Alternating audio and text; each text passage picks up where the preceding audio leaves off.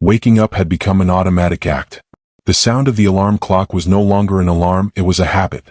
Every day at 6:30 in the morning, the same metallic clang broke a silence that wasn't rest, but resignation. I got up, got dressed, drank a tasteless coffee, and left the house with the feeling of serving an invisible sentence. Routine had become a prison disguised as normality. I remember looking at my reflection in the fogged-up bus window. There was no enthusiasm in my eyes, just a mixture of exhaustion and debt. Financial debt, yes, but emotional debt too. I owed time to my dreams, life to my purpose, energy to everything I once wanted to be. There was something deeply frustrating about working so much and still feeling like I wasn't making any progress. As if the money coming in one way was slipping out the other, and every month reminded me that freedom wasn't for everyone. I had a decent job, a steady paycheck, and a degree that once made me proud. But deep down I felt like none of it belonged to me. I lived to pay bills, not to create something of my own. I consoled myself with the thought that this was just adult life. Work, pay, repeat. But every time I walked through my office door and saw people rushing about, I was reminded of something I hated to admit. Most of us don't live, we survive. One ordinary Monday, after a pointless meeting and an email demanding immediate results, I decided to go for a walk. I wasn't looking for anything in particular. I just needed some fresh air. That's when the smell of freshly ground coffee stopped me in my tracks. It was a warm, almost therapeutic aroma. It was coming from a small shop on the corner, one that had gone unnoticed for months, maybe even years.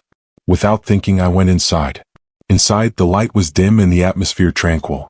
Soft jazz played softly in the background, and the murmur of a couple of conversations drifted in the air. I ordered a double espresso and sat by the window. The steam rose slowly, drawing shapes in the air. For the first time in a long time, I breathed unhurriedly. I looked around and saw something curious. At a table in the back, an elderly man was reading a book with no visible title.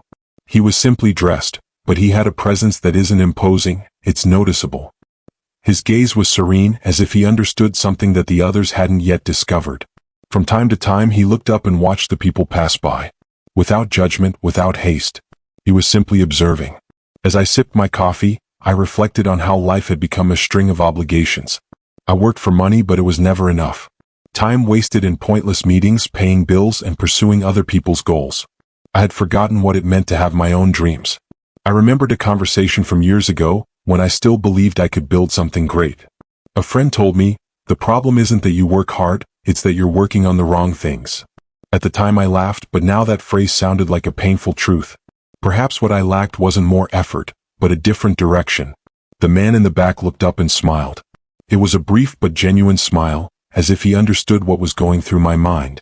The strange thing was that simple glance gave me the feeling that the world stopped for a second. I don't know if it was intuition or coincidence, but something told me that this person wasn't there by chance. I finished my coffee and ordered another just because I wanted to stay a little longer. I felt a strange calm, one that didn't come from rest, but from introspection. I started thinking about everything I had postponed, the book I never wrote, the project I abandoned, the idea I let go of for fear of failure. I realized I had filled my life with later. I'll do it later, I'll have time later, I'll try later. But later never came.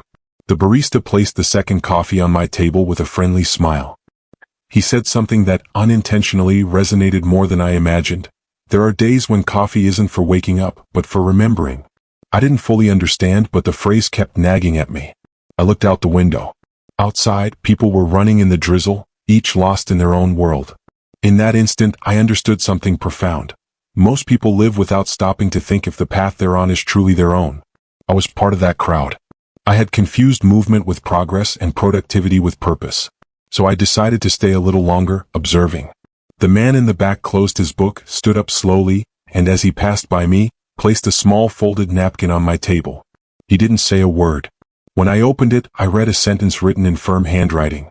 Don't look for freedom at work. Find it in your mind first. I didn't know how to react. I wanted to ask him what it meant, but he was already gone. I looked around for him, but all I saw was the door closing softly behind him. I felt a mixture of surprise and curiosity. Who was that man? Why had he left me that? I put the napkin in my pocket, and as the aroma of coffee still lingered in the air, something shifted within me.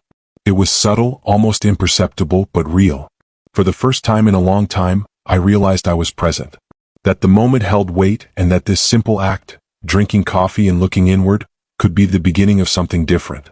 I walked back home in the rain. I had no answers, but I had new questions. And sometimes that's enough to start waking up.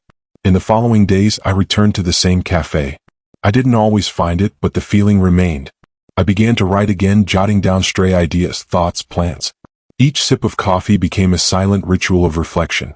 It was on one of those visits that I saw him again. He was at the same table in the back with the same book and just as calm. This time, without thinking much about it, I approached him. I didn't know how to start the conversation, so I said the first thing that came to mind. "Excuse me, were you the one who left me that note the other day?" He smiled and nodded. "Did it make you think?" he asked. "Too much," I replied. There was a brief but not awkward silence. Then she said something I would never forget. Then the change began. That was the first of many conversations. And although I didn't know it at the time, that coffee would be the turning point between the life I had and the life I always wanted. But before we continue, please write in the comments which country you're listening to this audiobook from, and if this message resonates with you, please like and share this post. This way you'll ensure you don't miss any content that nourishes your mind and brings you closer each day to the life you truly deserve. There's no time to lose. Now let's continue. Chapter 1. The Cafe of Destiny. The next day dawned gray, one of those days that seem to repeat themselves without variation, as if the sky, too, were tired of feigning joy. I woke up with the same sense of routine, but something was different. I didn't know if it was curiosity or some kind of intuition, but I felt the need to return to that same cafe. There was something about that place, that smell, that napkin with a handwritten message, that begged me to come back. I didn't think about it too much. I got dressed, took the bus, and walked straight to that corner where the cafe hid from the noise of the world. Upon entering, the atmosphere was the same. Soft music, cups clinking gently, and that thick aroma that seemed to envelop one's thoughts. I glanced toward the back, and there he was again. Seated, serene, with a half-finished cup and a book he didn't seem to be reading, but rather contemplating. There was no hurry in his demeanor. I approached him with the same respect one feels toward something not yet fully understood. "Good morning," I said, with a mixture of shyness and curiosity. He looked up, smiled, and gestured for me to sit down. "I knew you'd come back," he replied, not sounding arrogant but certain. We remained silent for a few seconds, listening to the sound of the coffee dripping from the machine. Finally, I worked up the courage to speak. "I keep thinking about what she wrote on the napkin. What did she mean by finding freedom in the mind?" The man took a slow sip and placed the cup on the saucer with almost ceremonial precision. "Everyone thinks freedom is on the other side of money," he said. "But money only amplifies what you already are. If your mind is a prison, your bank account will only be a bigger cell." His answer baffled me. I had believed all my life that money was the key to freedom. I saw it as the solution to my problems, the end of stress, the escape from the job I hated. But he was talking about something else, something deeper. "So what am I supposed to do?" I asked. "First, understand why you do what you do," he replied. "Most people work so much they forget to think. And when you stop thinking, you're working for someone else's dreams." I remained silent. Her words carried the force of a truth one doesn't want to accept. I remembered my days at the office, my stalled projects, my Sundays filled with anxiety about the coming Monday. It all boiled down to one sentence: I was living without purpose. He continued speaking, but his tone was not that of a teacher, but of someone who simply shares what life has already taught him. "When I was young, I worked 15 hours a day," he said. "I believed that hard work was the only way to get ahead. But the more I worked, the further I was from my freedom. I had no time, no energy, and I became increasingly dependent on what others decided for me. Until one day I understood something simple: whoever controls their time, controls their life." I stood watching as his words seemed to order my scattered thoughts. "And how is that achieved?" I asked almost without realizing it. "Stop running," he replied. "Don't work anymore. Think better." That phrase hit me hard. "Don't work anymore. Think better." I repeated it in my mind over and over, as if trying to decipher a hidden code. He continued, "Hard work keeps you busy, but clear thinking sets you free. The problem is that everyone looks for formulas when all they need is clarity. If you don't know why you're working, the effort becomes a punishment." I looked at him, trying to understand the scope of his words. "So, should I quit my job?" I asked almost impulsively. He smiled, shook his head, and said, "No. You should stop working for others without first working on yourself. When you understand how your mind works, any job can be a bridge, not a prison." His answers weren't typical advice. He didn't talk about business or investments. He talked about mindset. about an internal structure that needed to be rebuilt before any attempt at change. Silence filled the table once more. I watched as people came and went from the cafe, oblivious to the simple yet powerful truth unfolding in that corner. I realized something I'd never considered. I'd been running from silence for years. My life was filled with noise, the noise of work, social media, the news, debt, and that noise had prevented me from listening to myself. The man looked at me for a moment and then said, "Silence is frightening because it reveals the questions we avoid. But only those who dare to listen can change their story." I nodded. Something inside me was stirring. It wasn't emotion, it was clarity. That strange feeling you get when you understand something that was always right in front of you. Before I left, he wrote something on a piece of paper and handed it to me. It was a simple drawing, a ladder. On each rung a word. On the first, work. On the second, knowledge. On the third, clarity. On the last, freedom. "Everyone wants to jump from work to freedom," he said, "but nobody wants to climb the intermediate steps." I put the paper away like someone would put away a map. I walked back with a mixture of confusion and hope. I didn't understand everything, but I knew something had begun.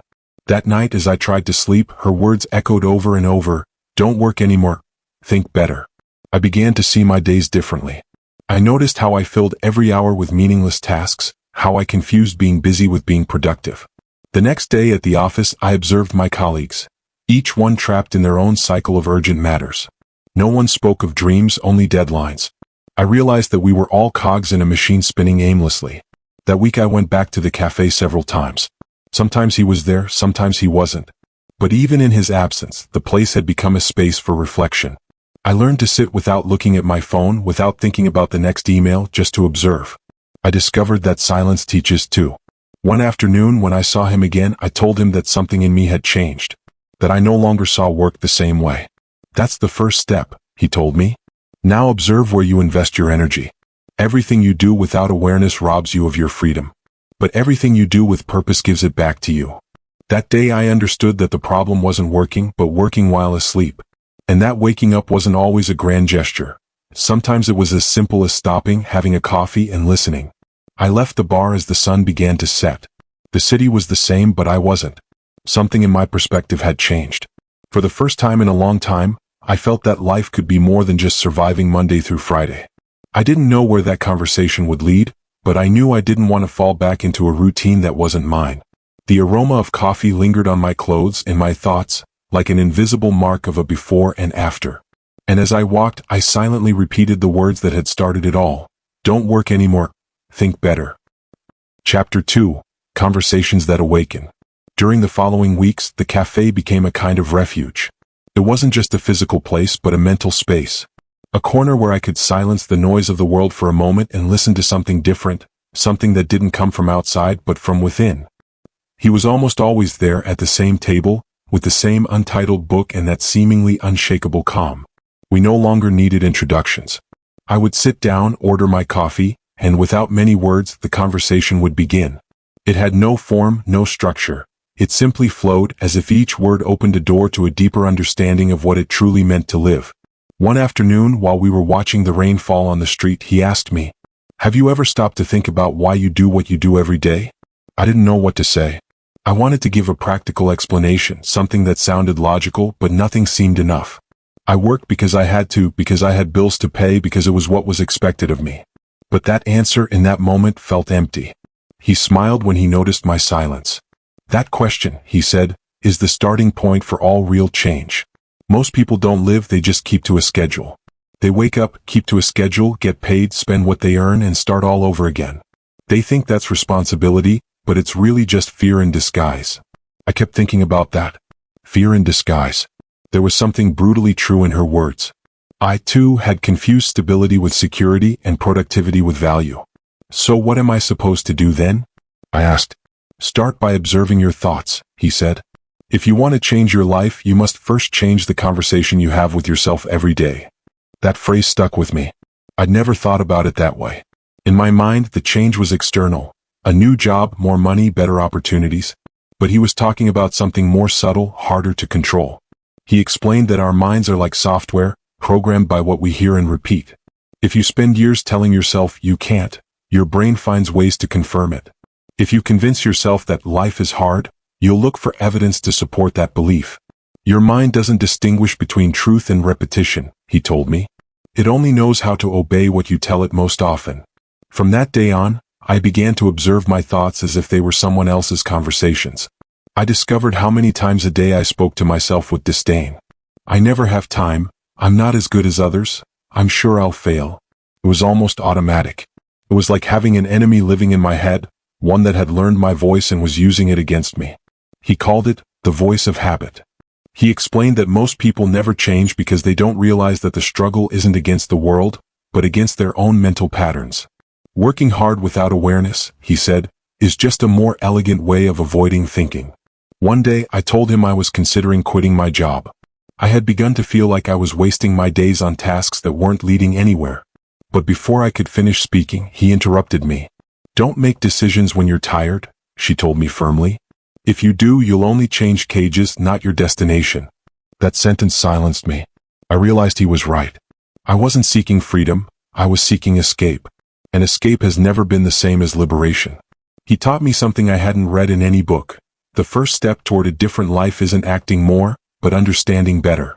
Acting without understanding, he explained, is like rowing in circles. It was in those conversations that I began to notice a difference between working hard and working with purpose. He asked me to observe the people he admired. Look at those who have truly created something great, he said. They aren't the ones who work the hardest, they're the ones who think the best. He spoke to me about how constant effort without direction becomes burnout, and how a single clear thought can be worth more than 1,000 hours of confused work. He gave me an example that I never forgot. Imagine two men chopping wood, he told me. One swings relentlessly, forcefully, without restraint. The other sharpens his axe every now and then. At the end of the day, the second man cuts more with less effort. That's how the mind works. If you don't stop to sharpen it, you end up exhausted with no results. That image haunted me for days. I realized I'd been hammering at the same tree for years without sharpening my mental axe. I was confusing movement with progress, discipline with direction. It wasn't that I wasn't working hard enough. It was that I'd never stopped to think about where I was pushing. The man at the coffee shop never told me his name, but over time I began to consider him a mentor. Not a teacher in the traditional sense, but someone who understood that the most powerful answers aren't imposed, they're discovered. Every time we spoke, he left me with a phrase that stayed with me all week, like a seed waiting to sprout. One afternoon, he told me that the biggest obstacle to growth isn't ignorance, but saturation. We know too much, he said. We read, we listen, we watch, but we don't apply it. True learning begins when you forget what's useless and make room for the new. That was unlearning. And in that concept, I found my first real challenge. I realized I couldn't build a new mindset on the old foundations. I had to let go of inherited beliefs, familiar phrases, ideas that seemed like absolute truths. Like the one that says money is bad or that success is for the few.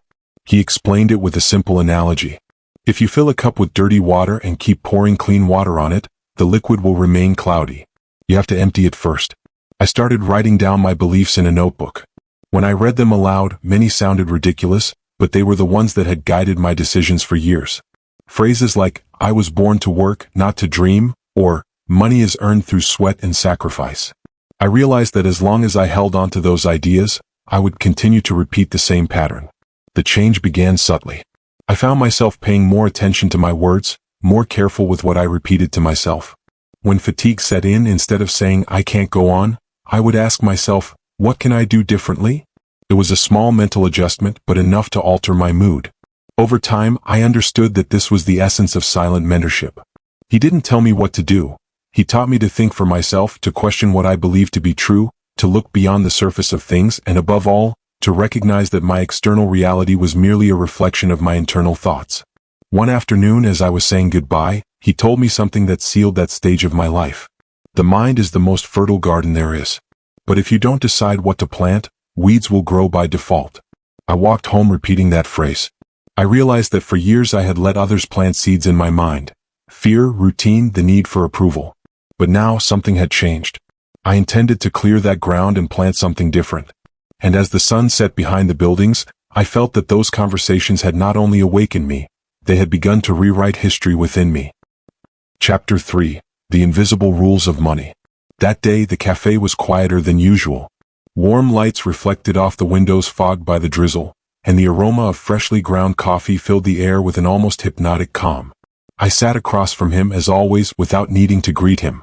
It was as if our conversations never stopped, only paused between sips of coffee. He looked up, observed me with that intimidating serenity and said, "Today we'll talk about money." It wasn't a casual remark. He said it like someone announcing a truth that had been waiting to be understood. I nodded, knowing that something important was about to happen. "Money," he began, "is one of the most misunderstood forces in the world. Everyone chases it, but few understand it. In school they teach you to work for it, not to make it work for you." I remained silent, processing his words. I had always thought of money as an outcome, not something one could understand or control. But he spoke of it as if it were a secret language. "And what does it mean to understand money?" I asked. "It means seeing beyond banknotes and accounts," he replied. "Money is energy in motion. It reflects how much value you bring to the world and how you think about exchange." He took a sip of his coffee and continued, "We're programmed to believe that money is scarce. From a young age, we hear phrases like, 'It's not enough,' 'It's hard to earn,' 'You have to sacrifice.' And without realizing it, you grow up repeating those ideas. You live within a scarcity mindset, and that mindset shapes your decisions." He told me that the real trap was not poverty, but the belief that hard work is the only path to wealth. "There's nothing wrong with working," he said, "but the problem arises when you believe that physical effort is proportional to income. That's only true at the lower levels of the game. Those who work with their hands earn a wage, those who work with their minds create systems, and those who work with ideas create freedom." That phrase pierced me. I remembered the years I had spent keeping to schedules, waiting for raises, dreaming of stability. Without realizing it, I had fallen into what he called the fixed salary trap. A fixed salary, he explained, is a promise of security that costs you your freedom. You get used to an amount that barely covers your expenses, and the fear of losing it prevents you from taking risks. It's like a gilded cage, comfortable but still a cage. I listened to him attentively. I felt that each word dismantled a brick in the mental wall that kept me bound. "So what is financial freedom then?" I asked. He smiled slightly. "It's not about having millions," he said. "It's about having the ability to choose. Financial freedom is when money stops being a daily worry and becomes a tool for living with purpose. You don't work for money, you work for growth." He explained that most people go through life without understanding the difference between income and wealth. "Income," he said, "is what you receive. Wealth is what you keep and grow. Freedom begins when you learn to build assets, not just earn money. The rich don't get rich by working longer hours," he continued. "They get rich because they think differently. They understand the invisible rules of money, the ones the system never teaches you." I asked him to explain those rules to me. He nodded slowly as if he had been expecting that question. "The first rule," he said, "is that money follows attention. If you only think about spending, it goes away. If you think about growing, it comes back multiplied. The second rule, money flows to problem solvers. The bigger the problem you can solve, the greater the reward. And the third, money always flows towards value, not effort." He asked me to recall the times I had worked tirelessly and still ended up just as strapped for cash at the end of the month. "That happens," he explained, "because you're trading time for money. And time is limited. Value, on the other hand, is scalable. You can create something once and have it continue to generate income for years." He spoke to me about assets, businesses, ideas, knowledge, systems. Everything he could continue producing without my constant presence. That's the difference between someone who works to survive and someone who works to build. He paused and looked at me intensely. "Traditional education doesn't teach you this because it's designed to train employees, not creators. At school they teach you to memorize, not to think. They teach you to follow instructions, not to generate solutions. That's why so many intelligent adults are trapped in dead-end financial cycles." I took a deep breath. For the first time, I understood that money was not an enemy or a mystery, but a mirror. It reflected my beliefs, my habits, and my fears. "So, how do you start?" I asked with some urgency. "Learning," he said calmly, "but not from just anyone. Leverage knowledge and people." He explained that leverage was the silent secret to freedom. You can't do it all alone. Use the wisdom of others, the time of others, the tools that already exist. Those who grow quickly are not the strongest, but those who learn to multiply through collaboration. "Think about this," he added. "A single book can contain decades of condensed experience. A conversation can save you years of mistakes. The right partner can take you where you'd never go on your own." I understood. It wasn't about accumulating money, but about accumulating understanding. Every idea that expanded my mind broadened my possibilities. Every valuable person I met multiplied my paths. The coffee man taught me that true wealth begins with an internal decision, to stop being a victim of circumstances and start being the architect of one's own reality. When you understand money, he said, you no longer chase it. You attract it, because you begin to think like someone who creates, not like someone who needs. I looked at my empty cup and realized that learning wasn't just in the words, but in the perspective that was opening up within me. He stood up, leaving some coins on the table, and before leaving added, remember this, money is a mind game. Those who win are not the ones who run the fastest, but those who best understand the invisible rules that govern it. As I watched him walk away in the rain, I felt something inside me had changed forever. It wasn't an immediate revelation, but a slow, profound awakening. I understood that my freedom didn't depend on a raise or an external opportunity, but on how I chose to think about value, effort, and exchange. That night, when I got home, I opened a notebook and wrote on the first page, from today on, I will not work for money. I will learn to make money work for me. It was the beginning of a new way of looking at life. The start of a path where knowledge, the mind, and the right people would be my greatest source of power. And although I didn't know it yet, those words would be the foundation of everything that was to come. Chapter 4, The Environment That Changes You. The cafe was nearly empty that morning. Outside, the city moved like a swarm of routines, people hurrying along, repeating the same steps to the same places. I watched in silence as the millionaire slowly stirred his cup, without saying a word. I had learned to recognize that gesture. Each movement of his heralded a conversation that would leave its mark. Today we'll talk about your environment, she finally said. The place where you grow up, the people around you, the conversations you overhear every day. You don't realize it, but that's shaping who you are and how far you can go. I nodded, not quite understanding what he meant. I had always believed that success was an individual matter, a personal struggle. But he shook his head before I even spoke. No one rises higher than their surroundings, he stated. The 5 people you spend the most time with define your destiny. If you want to know where you'll be in 5 years, look at who you're with today. I remained silent, mentally reviewing my inner circle. Lifelong friends, coworkers, family members who repeated the same complaints week after week. All good people but trapped in the same routine. Without realizing it, I had adopted their language, their limitations, their fears. The millionaire noticed it in my expression. You see, the environment acts like an invisible temperature. If you live among those who complain, you get used to complaining. If you live with those who build, you learn to create. You don't need anyone to teach you, you just need to breathe the right air. Her words hung in the air. She explained that prosperous-minded people don't just think differently about money, they also think differently about time. The rich don't spend time, they invest it, he said. They see every minute as a limited resource that must generate a return, whether in learning, relationships, or impact. Most people, on the other hand, use time as if it were infinite, without realizing that it's the only currency that can't be recovered. He paused and added with a slight smile. When you understand that, you begin to measure your days differently. You no longer ask yourself how much something costs in money, but how much it will cost you in time.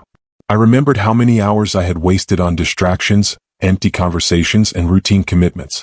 It was as if I suddenly realized I had been trading pieces of my life for things that were worthless. Time, he continued, is the most democratic commodity there is. We all receive 24 hours a day. The difference lies in how we use them. Some transform them into experience, wisdom, wealth. Others let them slip away waiting for the weekend. He then told me about something he called the hidden value of the right conversations. A conversation with the right person can be worth more than a whole year of hard work, he said matter-of-factly. But you have to earn those kinds of conversations. Nobody shares deep wisdom with someone who doesn't appreciate it. I asked him to explain how to find those people. It's not about seeking them out, but about deserving their presence, he replied. When you grow internally, your frequency changes. You stop fitting into places where you were once accepted and begin to attract higher environments. It's not magic, it's coherence. He told me that he himself had to distance himself from people he loved, not for lack of affection, but because his vision had become bigger than theirs. You can't build a skyscraper in a mental neighborhood of low-rise houses, he said firmly. If you try, they'll laugh, criticize, or make you doubt yourself. Not out of malice, but because your growth reminds them of what they don't dare to attempt. Those words hurt me more than I expected. I had felt that resistance before. The veiled mockery when I talked about starting a business, the well-intentioned warnings of be realistic. I realized that many times we don't fail because of a lack of ability, but because of too much complacency around us. Breaking the cycle of a limiting environment isn't easy, he continued. It means feeling alone for a while. It means being misunderstood. But it's necessary. Most people never do it because they're afraid of losing their sense of belonging. And yet, it's only outside the pack that you find your own perspective. He told me the story of a young man he met years ago. He worked in a factory and dreamed of starting his own tech business. Every time he mentioned it, his co-workers laughed. "Who's going to buy anything from you?" For years, the young man remained silent, but he didn't give up on his idea. Instead of arguing, he changed his environment. He started attending entrepreneurship events, reading different books, and having coffee with people who were already where he wanted to be. In less than 3 years, he had left the factory and sold his first startup. "The world didn't change," said the millionaire. "Only his environment changed, and the environment changed his mind." That phrase stuck with me. I understood that our environment not only limits us, but can also propel us forward if we choose it wisely. For the first time, I dared to imagine what it would be like to surround myself with people who talked about ideas, not about others, about projects, not complaints, about purpose, not fear. "Start with a simple habit," he advised me. "Observe the conversations you have every day. If most of them revolve around problems, change them to conversations about solutions. If you surround yourself with people who only consume, seek out those who create. Little by little, your language will transform, and with it, your destiny." She paused and placed the empty cup on the saucer. "Wealth doesn't begin in the bank account, but at the table where you sit and talk. Every word you hear programs you, every conversation builds you up or tears you down. That's why you should be careful who you share your attention with." I stared out the window. The raindrops fell as if marking a new rhythm, a beat different from the routine. I thought about my life, the places I frequented, the circles where my mind slumbered. I realized I couldn't expect new results if I kept listening to the same old voices. "When you change your environment," he said, breaking my silence, "it's not just your results that change. Your perception of the world changes. You begin to see opportunities where before you only saw obstacles. You begin to feel that time belongs to you, that value lies in what you choose to absorb each day." Her voice softened, almost to a whisper. "And then you understand that true wealth isn't what you own, but who you grow up with. Because nobody reaches the top alone." The murmur of the coffee shop slowly returned. People came in, ordered, laughed, unaware that at that table 2 lives were being transformed by words. The millionaire stood up and placed some bills under his cup. Before leaving, he paused for a moment and looked at me with that calmness that always accompanied him. "Remember," he said, "the environment doesn't just surround you, it shapes you. Choose wisely who inhabits your mind." As I watched him walk away, I realized that the change I was looking for wouldn't begin with a new job or a brilliant idea. It would begin with a filter, deciding which voices deserved to remain in my life. And in that moment, I knew that perhaps the most valuable thing I had learned in those conversations wasn't about money or strategies, but about energy. Energy that is shared, contagious, or wasted. That night at home, I opened my notebook again and wrote, "I will change my environment. And with it, I will change my destiny." I didn't yet know how I would do it, but I felt that the first step had already been taken. Because a mind that opens itself to a new conversation never returns to its original size. Chapter 5. Reprogramming the Mind. That afternoon the cafe was busier than usual. Conversations mingled with the clinking of cups and the sound of light rain tapping against the windows. I sat at our usual table, while the millionaire watched the street with an almost unreal calm. His silence was different this time, as if he were waiting for something inside me to fully mature before speaking. Finally, without taking his eyes off the glass, he said, "Your mind is the ground where everything begins or ends. If you don't learn to reprogram it, you'll spend your whole life reaping other people's thoughts." That sentence pierced me. He spoke like someone who knows that every word can change an entire course. "We spend years believing that the problems are outside," he continued, "in work, in the economy, in the lack of opportunities. But in reality, almost everything is inside. The external only reflects the script you repeat in your head every day." She picked up her cup and took a slow sip before continuing. "Look, most people live on autopilot. They react, complain, blame, but never create. They wake up with borrowed thoughts, repeating phrases like, 'It can't be done,' 'It's too difficult,' 'I'm unlucky.' And those phrases become mental walls. If you don't change your inner dialogue, nothing on the outside can change." I stared at the steam rising from my coffee. How many times had I started the day with complaints disguised as realism? "The traffic is unbearable," there are no opportunities, I don't have enough time. Phrases that seemed harmless but that anchored me to the same old story. So, how do you reprogram the mind? I asked. First, by ceasing to feed the old story, he said. All change begins when you decide to silence the narrator of fear. The one who convinces you that you're not enough, that it's too late, that it's not worth trying. You have to write a new internal script, word by word. He explained that the mind is like a garden. What you sow with your thoughts, you reap with your decisions. If you sow fear, you reap paralysis. If you sow possibilities, you reap progress. Stop asking yourself why life is so difficult, he added, and start asking yourself how you can make it more meaningful. That question changes the direction of your energy. He then spoke about something he called the mental map of success. He said that everyone has one, but most people never update it. Your map was created by what you saw in your childhood, he explained, by what you heard from your parents, by the experiences that confirmed your beliefs. If you grew up seeing scarcity, you associate money with fear. If you grew up seeing sacrifice, you associate work with suffering. That map may have served you then, but today it limits you. She closed her eyes for a moment and smiled. I had to redraw mine too, he confessed. For years I believed I had to prove my worth through exhaustion. I worked 12 hours a day and still felt empty. Until I understood that success isn't a matter of the quantity of effort, but of the quality of awareness. His words reminded me of my own endless days, those in which I confused productivity with exhaustion. And how do you change that map? I asked. With awareness, he replied. Every time you think something negative, question it. Ask yourself, is this true or just old programming? And then replace it with an idea that expands your horizons, even if it doesn't feel completely true yet. The mind doesn't distinguish between what's real and what's repeated. It becomes what it hears frequently. He leaned towards me, lowering his voice. If you say, I can't, every day your mind looks for reasons to be right. But if you say, I'm going to find a way, a different part of your brain is activated. It starts looking for solutions. That's how you train a creative mind. I listened to him with a mixture of amazement and relief.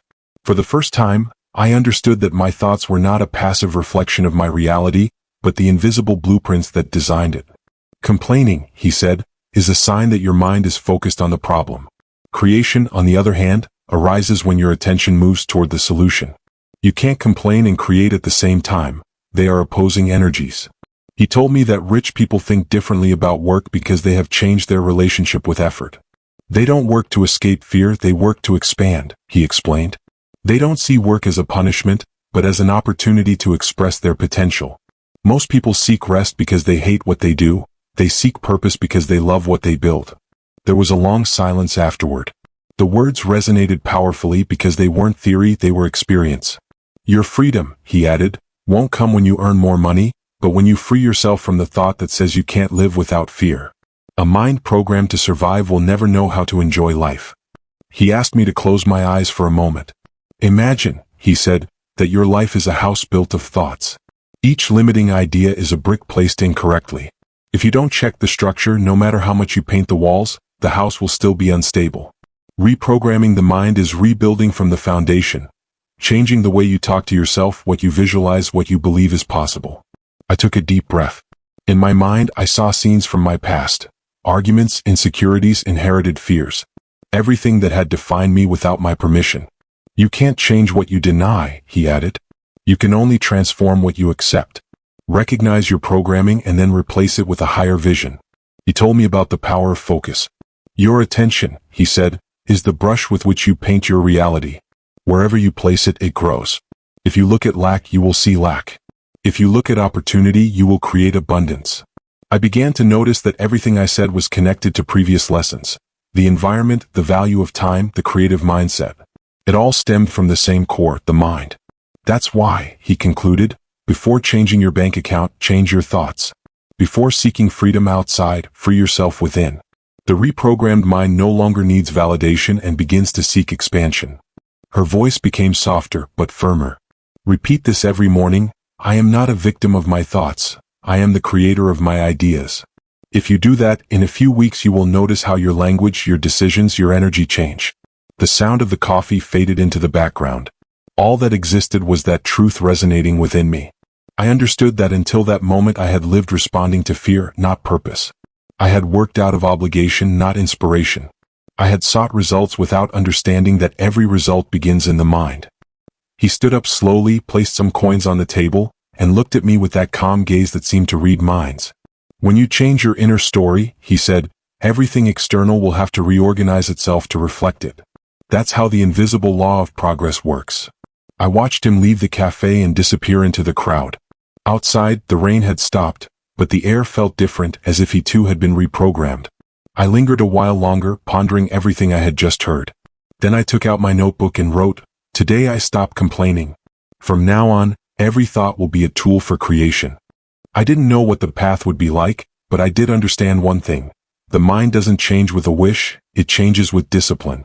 And I was ready to train it. Because I had finally understood that freedom doesn't begin with the bank account or the job, but with the mind that decides to see possibilities where before it only saw fear. Chapter 6. Applying the lesson. The dawn of a new day doesn't always arrive with the sun. Sometimes it arrives with a decision. That morning, the narrator woke up before his alarm clock. There was no more anxiety or that empty feeling that accompanied him to work. There was a different energy, a mixture of fear and determination. It was the first day he would put everything he had learned in those conversations with the millionaire to the test. Without knowing it, he was taking the first step toward his freedom.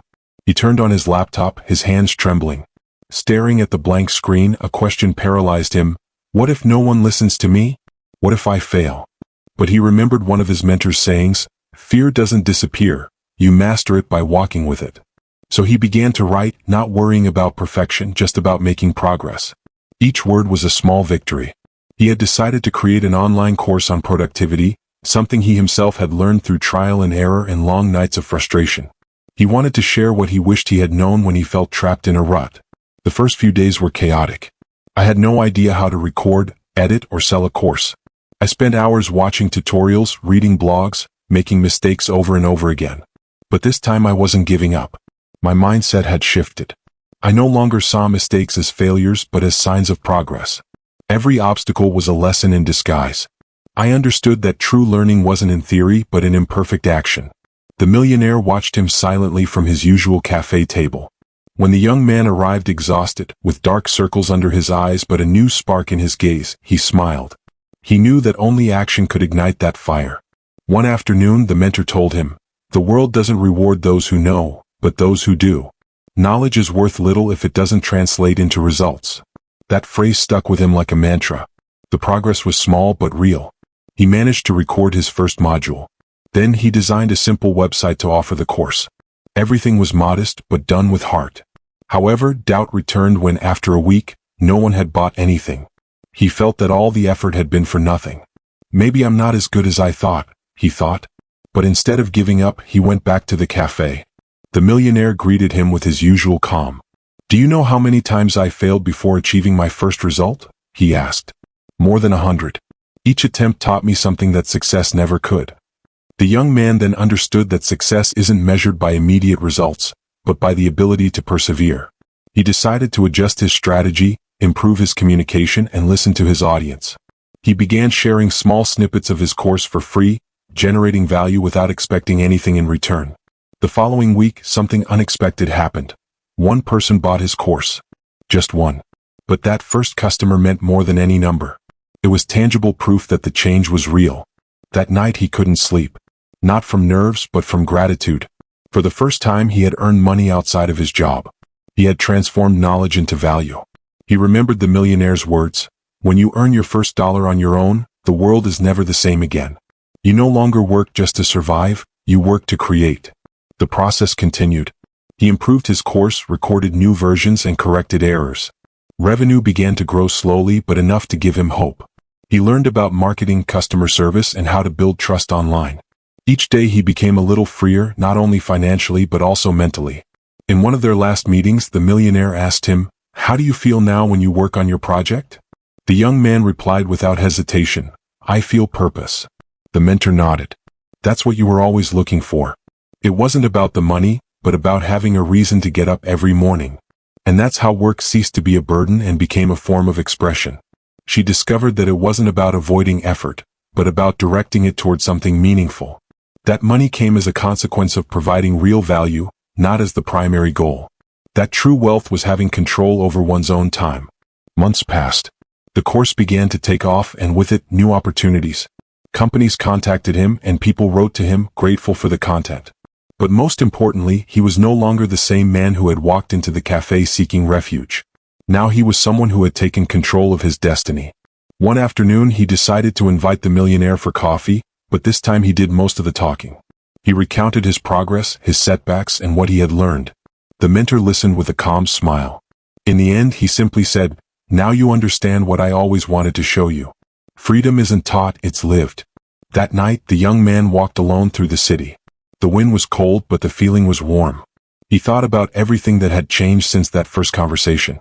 How a simple chat had ignited a spark that eventually became a fire. She understood that life doesn't change in a day, but it can begin with a single decision. And that great dreams aren't born from having all the answers, but from daring to take the first step.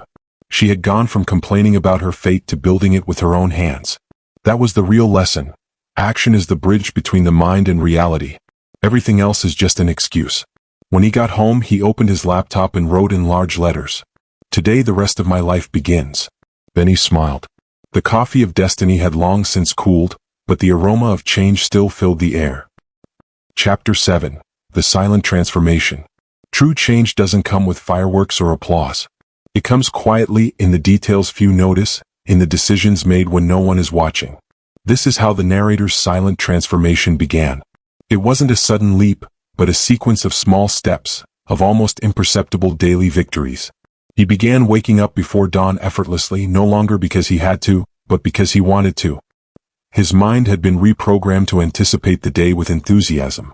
Morning coffee ceased to be a refuge and became a ritual of focus. He no longer needed the millionaire to remind him of anything. The lessons had become part of his identity. When he walked the streets, he no longer saw just buildings and shops, but ideas, opportunities, connections. It was as if the world had changed color, although in reality, it was he who was seeing it with new eyes. The inner transformation was beginning to manifest itself outwardly. The small victories accumulated. A better decision, a more productive conversation, an unexpected sale, an idea that solved a problem.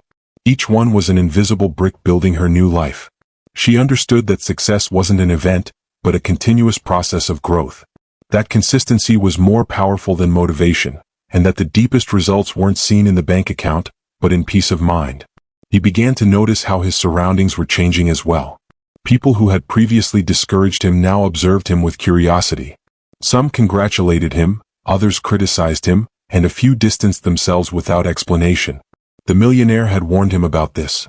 When you change, your world reorganizes itself. Some people can't stand the version of you that no longer doubts. And he was right. What had initially hurt, losing friendships, being misunderstood, being judged, transformed into a sign of progress. He understood that growth always requires letting go of something. Her routine had become a reflection of her new mindset. She began to plan clearly, track her progress, and celebrate every improvement, no matter how small. She discovered that true motivation doesn't come from success, but from recognizing progress. Each day, by noting 3 things she had done well, she strengthened her confidence. These moments, though simple, were what made the difference between her old self and the new one. She also learned to enjoy the process. Before, her happiness depended on the outcome. Money, recognition, visible achievement. Now, she found satisfaction in the action itself. In writing down an idea, in recording a new module, in responding empathetically to a student in her course. She had discovered the power of presence, of enjoying the moment without anxiety about what was lacking. This newfound serenity gave her an invisible advantage, mental clarity. Opportunities began to appear almost by chance. A company proposed a collaboration, a friend introduced him to an investor, someone on social media offered to promote his project. But he knew it wasn't luck. It was the natural result of his inner transformation. As the millionaire said, the universe gives you what you reflect. When you level up, your opportunities do too. In each new conversation, she noticed something different. She no longer spoke from a place of lack, but from a place of abundance. Not from a desire to impress, but from the confidence of someone with purpose. Her tone had changed, her language, her energy. People felt it. And without realizing it, she began to attract others with a similar mindset. People who also dreamed of freedom, of growth, of independence. These new relationships replaced the ones she had lost, creating a powerful environment, a community that energized each other. The millionaire watched from afar, proud. They hardly saw each other anymore, but it didn't matter. The master-disciple relationship had evolved. Now they were two men walking in parallel directions, each with his own purpose. In one of their last conversations, the mentor told him, "Don't be surprised if you soon become someone else's coffee. Everyone who awakens becomes a beacon, even if they don't try." That idea lingered in his mind. What if he could inspire others as he had been inspired? Not out of ego, but out of gratitude. Because he understood that sharing knowledge was the noblest way to multiply it. So he began writing short posts on his social media, sharing snippets of his story without pretension, simply with sincerity. What he didn't expect was the reaction. People from different countries wrote to him, telling him they felt a connection, that his story had given them hope, that they too wanted to have a coffee with their own destiny. That was the clearest proof of his transformation. He no longer sought validation but connection. He no longer needed to prove anything, only to contribute. That feeling of contributing, of positively impacting others, was more powerful than any number or material achievement. He had gone from being a seeker to becoming a silent guide. One day, while walking down the same street where it all began, he decided to go back into the cafe. The same aroma of roasted coffee beans, the same clinking of cups, but something was different. Now he was the man in the corner. He sat down, ordered an espresso, and watched. At a nearby table, a young man with a tired expression was checking his phone, searching for answers amidst the noise. For a moment, the narrator felt a familiar urge. He picked up his cup, stood up, and went over. "Do you mind if I sit here?" he asked with a calm smile. The young man nodded, surprised. And so, amid the aroma of coffee and the murmur of the place, a new conversation began. It wasn't a speech nor a lesson, just a chat. But he knew what a simple conversation could spark at the right moment. As he spoke, he realized the cycle was complete. The millionaire's words now lived in his voice, but with his own tone, his own story. Life had transformed him into what he once needed to find. When he left the cafe, the sun was setting over the city. He walked slowly, without haste. There was no destination to rush to, only the present to enjoy. Silently, he gave thanks for everything. For the debts that had driven him, for the doubts that had challenged him, for the mentor who had believed in him, and for every conversation that had awakened his conscience. The transformation wasn't visible from the outside. There were no luxuries, no applause, no big headlines. But inside him, something immense had changed. He had found the peace that comes from purpose. The kind of peace that doesn't depend on what you have, but on who you have become. And so, with a gentle smile, she understood that true wealth isn't about having more, but about being more. That every silent step, every inner victory, every conscious decision, builds an extraordinary destiny. Because in the end, the most powerful change isn't heard, it's felt. Chapter 8. Lessons from the Millionaire. The millionaire never spoke of money with the euphoria of those who chase it, but with the serenity of someone who understands it. For him, money was like air, necessary but not worthy of worship. In one of their last conversations, as the sun filtered through the cafe window, the young man asked him, "When did you know you were rich?" The mentor smiled and replied without hesitation, "When money stopped being my goal and became the natural result of what I contributed to the world." That sentence marked a turning point. Money isn't the goal, it's the reflection, the millionaire continued, slowly stirring his cup. It reflects who you are, how you think, what value you bring, and how aligned you are with your purpose. If you lack money, don't look for a new job, look for a new mindset. The young man remained silent, trying to absorb each word. He realized he had spent years chasing after money, without understanding that it was a mirror. That his lack of it wasn't the problem, but the symptom. The millionaire explained that most people live trapped in a cycle of fear. Fear of losing, fear of not having, fear of not being enough. And from a place of fear, all decisions become small. If you make decisions with a scarcity mindset, he said, the universe gives you back more of the same.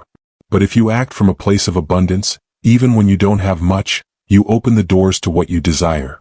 That idea sounded beautiful, but the young man wanted to understand it practically. How do you make a decision with an abundance mindset? He asked. The mentor responded with a simple example. When you have two paths, fear always pushes you toward the safer one, the one that keeps you in your comfort zone. Abundance, on the other hand, invites you to bet on growth. It doesn't mean spending without thinking, but believing that there is more to come, that you are not limited by what you see in your bank account today. That night, the young man returned home and reviewed all the decisions he had made out of fear. He realized that many times he had rejected opportunities due to insecurity, or had accepted mediocre jobs simply out of necessity. He learned that thinking in terms of abundance wasn't naive optimism, but a way to train the mind to see possibilities where others only see limitations. Over time, he understood that money came more easily when his focus was on serving, not accumulating. True abundance, the millionaire said, is activated when your work solves a real problem, when you improve the lives of others. If you help 1,000 people progress, you'll never have to worry about your finances. That lesson changed his perspective on business. He no longer created products just to make money but to transform lives. He began listening to his students, understanding their pain points and offering them genuine solutions. Ironically, when he stopped chasing money, money started chasing him. One day during an evening walk, the mentor told him a story. When I was your age, I was also obsessed with earning more. I worked 14 hours a day without a break. One day my body collapsed. I ended up in the hospital. That's when I understood that I had been a slave to money, even though I thought I was free. Freedom isn't measured in numbers but in choices.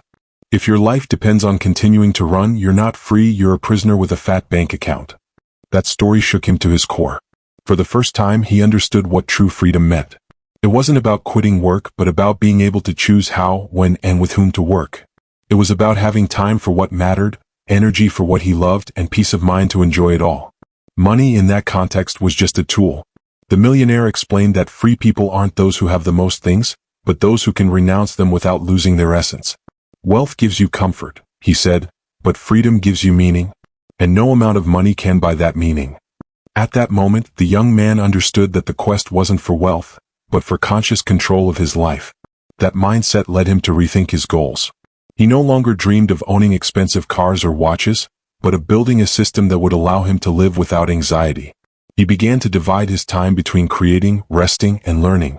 He eliminated unnecessary commitments, delegated tasks, and focused on what truly made an impact. Every decision was a declaration of freedom. He also discovered the power of detachment. When things didn't go well, instead of getting frustrated, he would ask himself, "What is life trying to teach me?" That question kept him calm. The millionaire used to say, "Nothing that belongs to you by vibration can be lost. If something leaves, it's because it has already fulfilled its purpose." Learning that made him invulnerable to frustration. Little by little, that inner peace began to be reflected in everything. He slept better, laughed more, and enjoyed conversations without looking at the clock. The money kept coming in, but it was no longer what guided his path. Now, purpose led the way and money followed like a shadow. He discovered that the most powerful abundance wasn't in his pocket, but in his mind, the certainty that there is always more to create, to learn, to share. In their last conversation at that cafe, the millionaire handed her a brown notebook worn with age. "Here are my life notes," he said. "There are no formulas, only observations. Read them when you feel lost." On the first page there was an underlined sentence. "Money is the echo of the value you give to the world." The young man carefully closed the notebook. He understood that it was the culmination of all their conversations, all their advice, all the hours they had shared. The secret to success wasn't accumulating wealth, but multiplying its value. And that when money becomes a consequence of one's purpose, freedom ceases to be a dream and becomes a natural state. That afternoon, the millionaire said goodbye with a handshake. "You don't need to look for me again," he said with a smile. "You already have everything you need inside you." And he walked away down the avenue without looking back. The young man remained at the table, staring at his empty cup. He felt not sadness but a profound gratitude.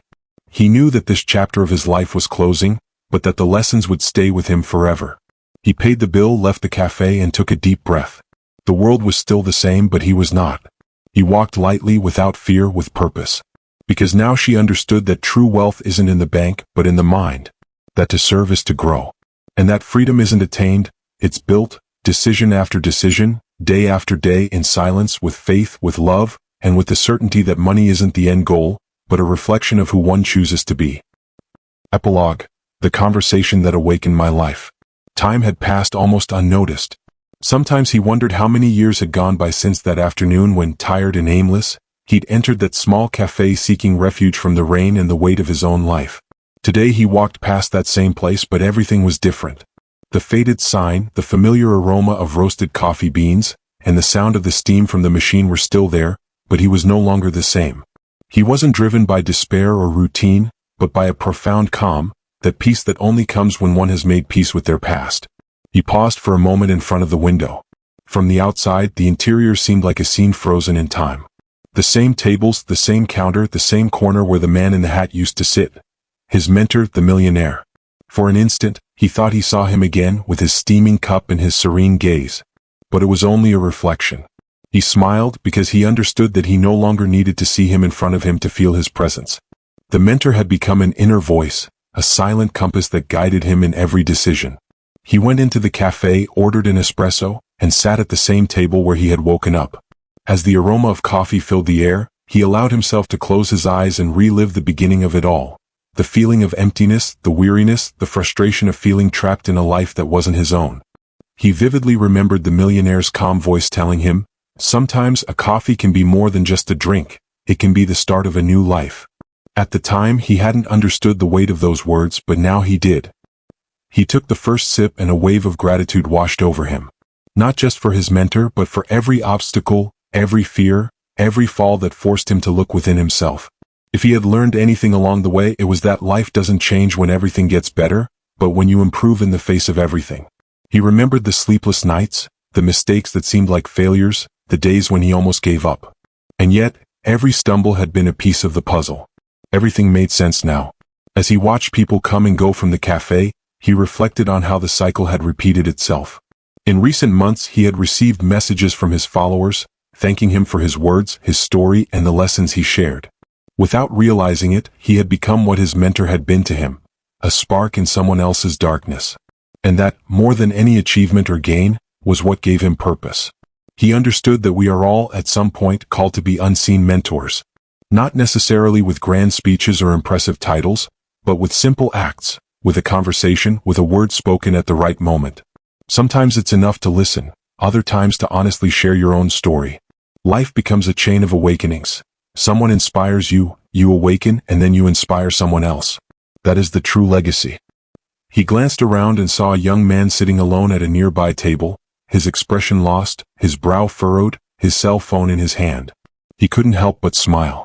It was an exact reflection of who he had been. For a moment he hesitated, but then he felt that inner voice, his old teacher's, telling him, "Now it's your turn." So he stood up, picked up his mug, and walked over. "Do you mind if I sit here?" he asked gently. The young man looked up, surprised, and nodded. The conversation began like any other, light, casual. But it soon turned to the topics that truly mattered: fear, dreams, the search for purpose. And as he spoke, the narrator felt something profound. That mixture of humility and joy that only those who give without expecting anything in return feel. He realized that he wasn't repeating his mentor's words, but speaking from his own experience. The teachings had matured within him, becoming living wisdom. The young man listened intently, as if each sentence filled a void. And in a moment of silence, they both understood that this encounter was no coincidence. Life has a way of bringing together those who need each other. A conversation may not change the world, but it can change a person, and that changes everything.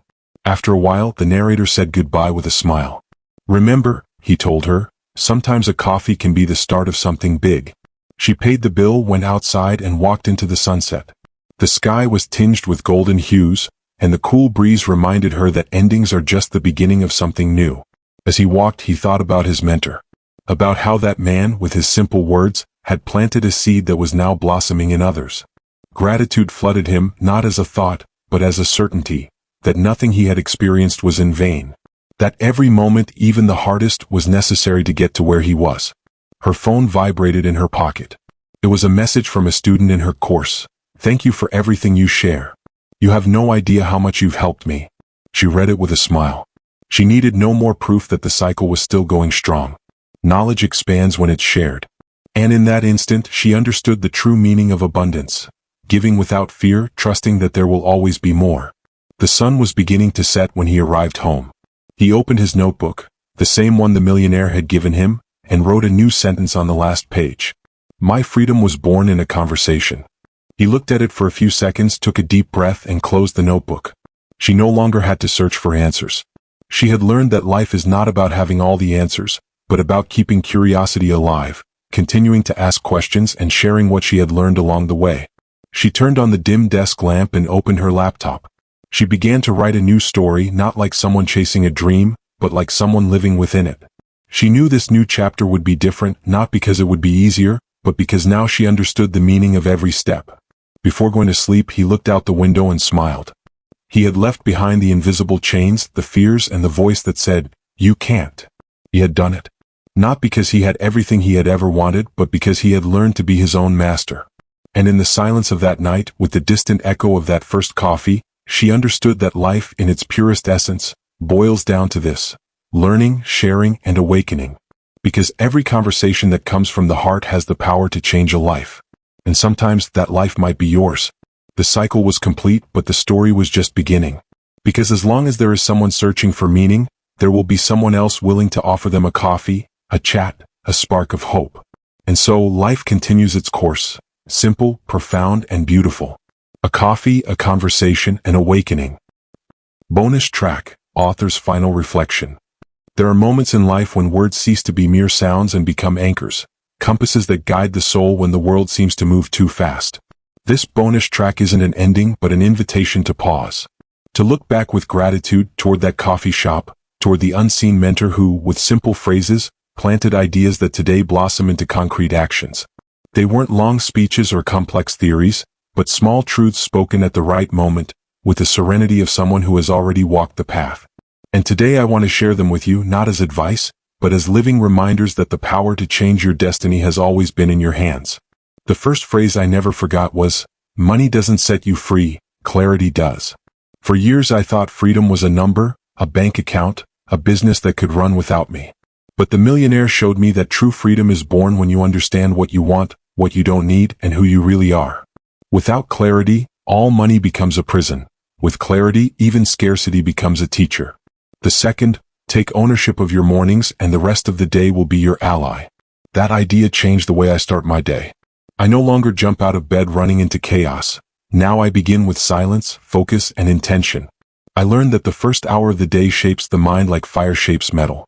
If you control your first actions, you control your direction. The third, fear is just a sign that you're growing. That phrase sustained me during the days when failure seemed inevitable. Before, I believed that feeling fear was a sign of weakness. Today I understand that it's a traveling companion. Every new challenge I faced came with fear, but also with growth. The trick isn't to eliminate fear, but to move forward with it. The fourth lesson was a humbling one. Don't work for money, work for transformation. The Millionaire often said that money is a reflection of the value you create, not the goal. When I started focusing on transforming lives, not chasing results, money began to flow naturally. The paradox of success is that it arrives when you're no longer chasing it. The fifth sentence taught me patience. Roots grow silently before the tree is seen. In a world that demands instant results, this idea was a bomb. Every day that seemed unproductive, every night I doubted myself, I remembered that true growth happens in the unseen. The fruits appear when you stop pulling up the seed to see if it has sprouted. The sixth, surround yourself with uplifting conversations. I understood that your environment not only shapes your actions but also your identity. If you talk to those who complain, you'll learn to justify yourself. If you surround yourself with those who dream, you'll learn to build. The Millionaire taught me that you don't need to eliminate people from your life, but you do need to consciously choose who you give your energy and time to. The seventh sentence seemed simple, but it changed everything. Act as if you already are the person you dream of being. It's not about pretending, but about anticipating change. I began to behave like a creator, not a victim. I made decisions that my future self would approve of. And over time, that imagined version became my reality. The mind doesn't distinguish between what's real and what's deeply believed. Consistent action turns faith into evidence. The eighth, your progress is your responsibility. No mentor, course, or circumstance can save you if you're not willing to act. The Millionaire once told me, no one will come to rescue you, but everyone will help you if you rescue yourself first. That phrase made me stop waiting for the perfect moment and start with what I had. Discipline replaced motivation and commitment became my fuel. The ninth, giving is the smartest way to receive. At first, it sounded contradictory. How can I give if I don't yet have anything? But the Millionaire explained that the act of giving, time, knowledge, attention, courage, activates an energy of abundance. When you give from the heart, the universe finds ways to return it to you multiplied. The secret isn't in calculating what you'll get, but in trusting that the flow never stops. And finally, the 10th, never underestimate the power of a conversation. That phrase sealed my fate. Because everything, My transformation, my projects, my new friendships, my purpose, began with a casual chat with a coffee shared between two strangers. I understood that words have the power to awaken, heal, and open doors we didn't even know existed. A conversation can change a mind, and a transformed mind can change the world. Having come this far, I want to invite you to have your own transformation coffee. You don't need a millionaire mentor or a special place. Just a quiet space, a notebook, and a powerful question. What story do I want to write from today onward? Reflect on your fears, your goals, and your habits. Allow yourself to listen to yourself. The noise of the world can be deafening, but the wisest answers always come in a whisper. If you ever feel lost, remember that the journey isn't about getting there fast, but about moving forward with intention. Observe your thoughts because they create your emotions. Observe your emotions because they guide your actions. Observe your actions because they shape your destiny. Every habit, no matter how small, is a silent vow to the person you are becoming. And when weariness sets in, because it will, don't forget this truth: you are exactly where you need to be. Progress isn't always measured in results, but in resilience, in the ability to stay the course when nothing seems to be moving. Transformation doesn't happen in an instant, but through the accumulation of thousands of small, conscious acts. Today I offer you these words not as final advice, but as seeds. Plant them in your mind, nurture them with daily action, and protect them from doubt. And when they blossom, share them. Become someone else's unseen mentor. Because that is the true legacy, not accumulating wealth, but multiplying awakenings. And so, as I write these last lines, I raise a cup of coffee, a symbol of the beginning and the end of this entire journey, and think of you, of all those who, like me, seek meaning, growth, and freedom. Perhaps we will never meet, but if these words ignited even a spark within you, then the purpose has been fulfilled. Always remember, money is a reflection, not a destination. Success is a process, not a goal. And freedom, ultimately, is learning to live true to yourself. May each day be a conversation with your best self, a rendezvous with your dreams, and an opportunity to serve the world with the best of yourself. Because coffee gets cold, time passes, but true ideas, those born from the soul, remain. And as long as there is someone willing to listen, the journey never ends. So, if this audiobook inspired you and you're ready to delve deeper into your personal growth and inner transformation, I invite you to discover another eye-opening audiobook that will change the way you see the world, your decisions, and your potential. Click here and I'll see you there.